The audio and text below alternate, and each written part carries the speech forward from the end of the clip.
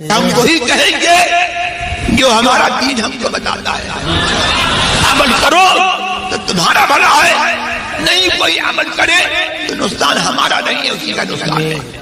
یہ ہمارے جناب شاہد حنفی صاحب کوئنٹری سلطنت برطانیہ سے یہ سوال پوچھتے ہیں. زید کہتا ہے کہ جناب رسول کریم صلی اللہ علیہ وسلم نے داڑھی ایک مشت سے زیادہ کٹوانے کی کوئی حدیث نہیں ہے، اس لیے وہ داڑھی بڑھاتا ہے. اس کو کیسے جواب دیں؟ یعنی کوئی غیر کا مقلد ہے، غیر مقلد نہیں، کسی غیر کا مقلد ہے، وہ حد سے زیادہ داڑھی رکھتا ہے اور وہ کہتا ہے کہ بھیا ایک مشت سے زیادہ کاٹنے کی کوئی حدیث موجود نہیں ہے. حدیث پڑھا ہوتا تو حدیث میں جواب ملتا نا بھیا. صحیح بخاری شریف میں حدیث موجود ہے حضرت عبداللہ ابن عمر. ہمیشہ یاد رکھو کہ قول نبی میں عمل صحابی دیکھا جائے گا کہ صحابہ کا عمل کیا تھا، اس لیے کہ رسول کریم صلی اللہ علیہ وسلم کے اولین مخاطب جن سے سرکار نے خطاب فرمایا وہ حضرات صحابہ کی جماعت ہے، اور حضرات صحابہ نے جناب نبی کریم صلی اللہ علیہ وسلم کے دنیا سے تشریف لے جانے کے بعد آپ کے فرامین پر، آپ کے ارشادات پر، آپ کے ملفوظات پر، آپ کے فرمودات پر عمل کر کے بتایا. اور جس طرح صحابہ نے دین سمجھا ہے اسی طرح ہمیں دین پر عمل کرنا، چونکہ رسول کریم صلی اللہ علیہ وسلم فرماتے ہیں اصحابی کالنجوم فبأی، میرے صحابہ جو ہیں ہدایت کے تارے ہیں، اور جن میں سے تم کسی کی اقتداء کر لو گے اہتدیتم تو تمہیں ہدایت ملیں گی. تو حضرات صحابہ کی پیروی کرنے کا حکم دیا گیا. اس پر کثرت سے احادیث موجود ہے. آپ میری کتاب صحابہ کے دشمن گوگل میں جا کے پڑھ سکتے ہیں. تو صحیح بخاری میں حدیث موجود ہے کہ حج اور عمرہ کے موقع پر جناب حضرت عمر بن عبدالعزیز حضرت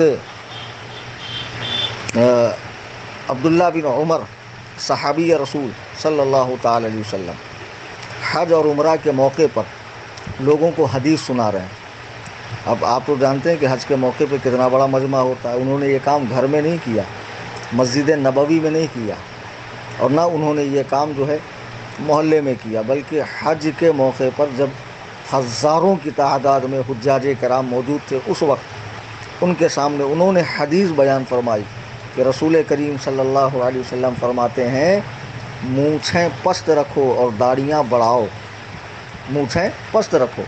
بعض لوگ بہت لمبی مونچھ رکھتے ہیں، گھنی مونچھ رکھتے ہیں، ان کو چاہیے کہ مونچھوں کو پست رکھا کرے، ایسا نہ ہو کہ مونچھ کے بال جو ہے وہ منہ میں جائیں.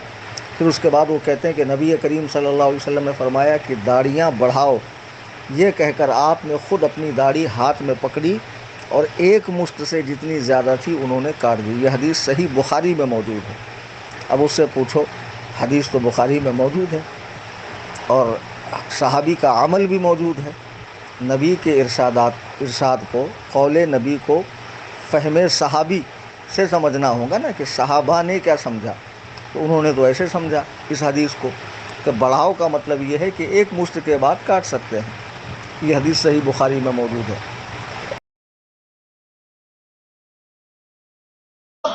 یہ فضیلت الشیخ چلی نے اتنی بڑی داڑھا رکھ لیا.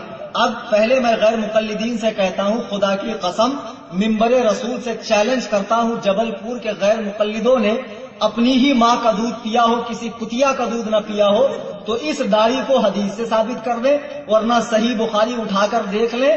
حضرت ابن عمر کہتے ہیں اللہ کے رسول نے فرمایا داڑیاں بڑھاؤ، مونچھیں کٹاؤ. پھر آپ نے حج اور عمرہ کے موقع پر داڑھی کو ہاتھ میں پکڑا اور ایک مٹھی سے جتنی زیادہ داڑھی تھی آپ نے کاٹ دیا. دیکھو صحابی نے حدیث بیان کی اور عمل کر کے بتا دیا. کون سے موقع پر؟ حج اور عمرہ کے موقع پر، جب لاکھوں کا مجمع تھا کہ دیکھو رسول اللہ کی مراد کتنی ہے.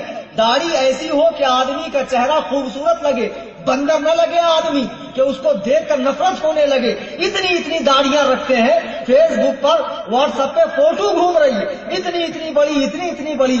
یہ داڑھی تم ثابت تو کر کے بتاؤ سنت کے مطابق.